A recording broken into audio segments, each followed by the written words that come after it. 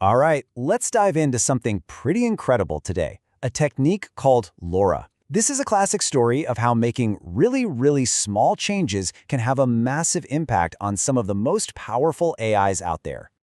So picture this. You've got one of these giant, state-of-the-art AI models. A real digital behemoth. And your job is to teach it a new trick, something super specific.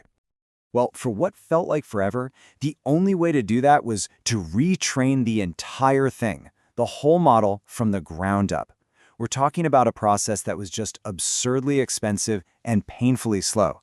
It's kind of like having to rebuild an entire skyscraper just to change the sign on the front door. And that, right there, is the question that sparked a huge breakthrough. What if there's a better way? What if instead of tearing down the skyscraper, you could just install a small, super efficient new system inside it? Okay, let's get into it.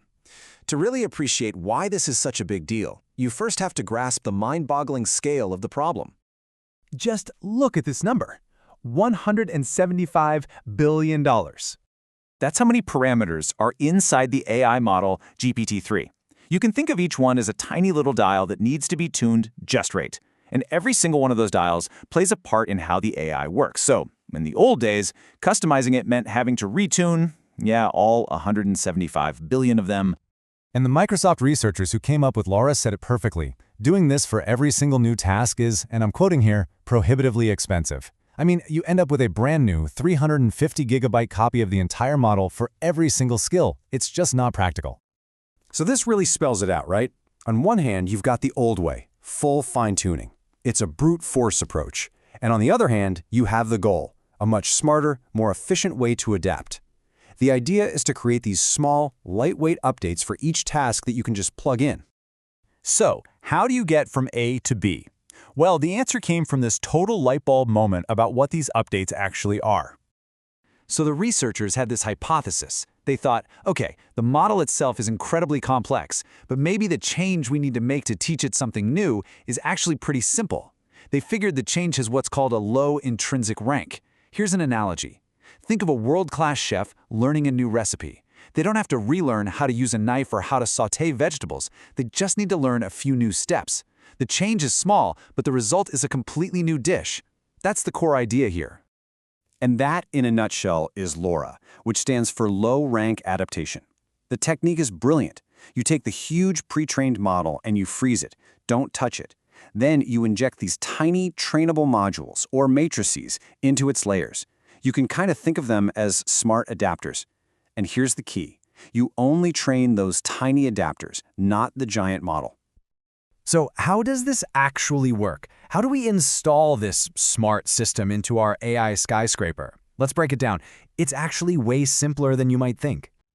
Okay, so first, you start with your massive, pre-trained model, the foundation. Step 1, you freeze it, lock it down. No changes allowed to the original weights. Then, you add 2 tiny little matrices, let's call them A and B, right next to the originals. And this is the magic part. You only train those new A and B matrices. The original 175 billion dials are left alone.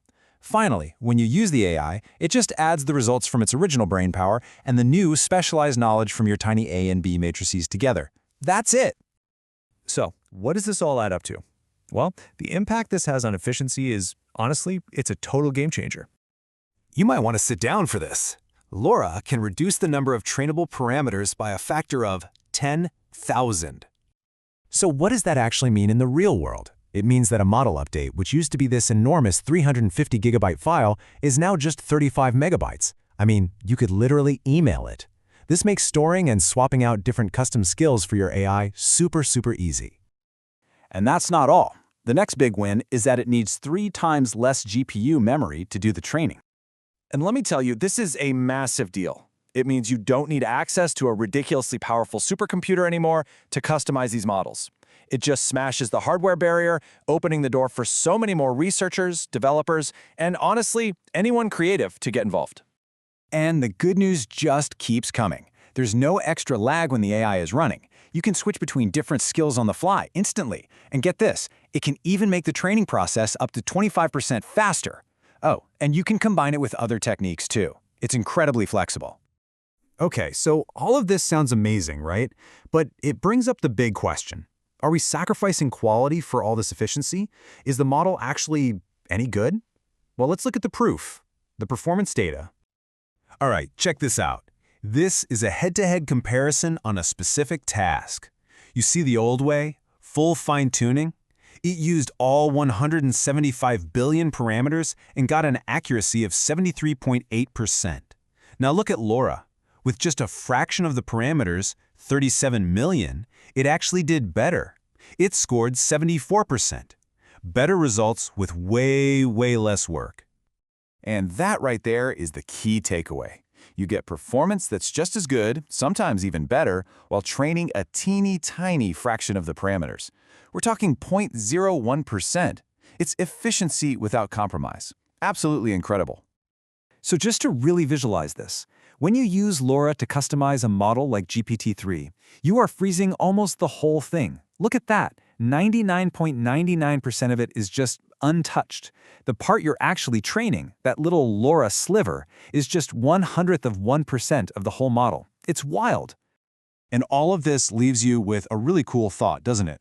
LoRA shows us that in this world of giant, complex AI, sometimes the biggest, most important breakthroughs come from the smallest, most elegant changes. It really makes you wonder, what's the next big problem that has a surprisingly tiny solution just waiting for us to find?